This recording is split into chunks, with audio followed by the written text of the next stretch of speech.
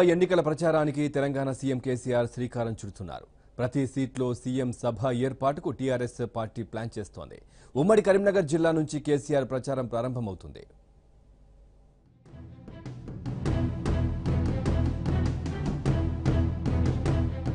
TRS పోటీ చేయనున్న 16 లోక్సభ స్థానాల పరిధిలో సీఎం కేసీఆర్ 1 లేదా 2 చొప్పున బహిరంగ సభల్లో పాల్గొనే విధంగా ఆ పార్టీ వ్యూహకర్తలు ప్రణాళిక సిద్ధం చేస్తున్నారు. చిన్న నియోజకవర్గాలైతే ఒకే సభతో సరిపెట్టాలని భావిస్తున్నారు.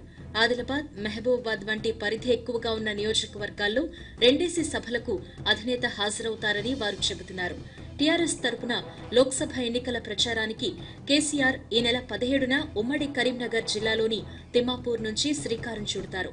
19న నిజామాబాద్లో జరిగే సభలో పాల్గొంటాను అని ఆయన సోమవారం పార్టీ ఎమ్మెల్యేల సమావేశంలో చెప్పారు. తదుపరి కేసీఆర్ సభలకు కొంత విరామం ఇచ్చే సూచనలు కనిపిస్తున్నాయి.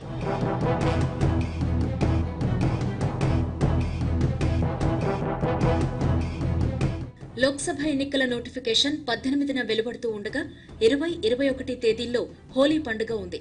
నామినేషన్ల దాఖలు గడువు 25వ తేదీతో ముగుస్తుంది. ఈ నేపథ్యంలో కేసీఆర్ సభలు 25వ తేదీ తరువాత పునః ప్రారంభమయ్యే అవకాశాలు ఉన్నాయి. వీలైనంత త్వరగా కేసీఆర్ ఎన్నికల ప్రచార సభలను ముగించాలనే అభిప్రాయంతో టీఆర్ఎస్ వ్యూహకర్తలున్నారు. ఆయన పాల్గొనే సభలు 20 కంటే మించకపోవచ్చని వారు అభిప్రాయపడుతున్నారు. ఇంకా వెళ్లాల్సిన ప్రాంతాలేమైనా మిగిలుంటే అక్కడ ఏర్పాటు చేసే సభలకు పార్టీ వర్కింగ్ ప్రెసిడెంట్ కేటీఆర్ హాజరవుతారు అని చెబుతున్నారు.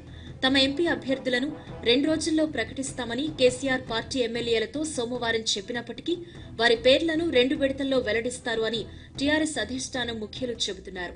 పార్టీ పరంగా ఎలాంటి వివాదాలు లేని 6 లేదా 7 లోక్సభ నియోజకవర్గాలకు అభ్యర్థులను తొలి జాబితాలో ప్రకటించే అవకాశం ఉంది.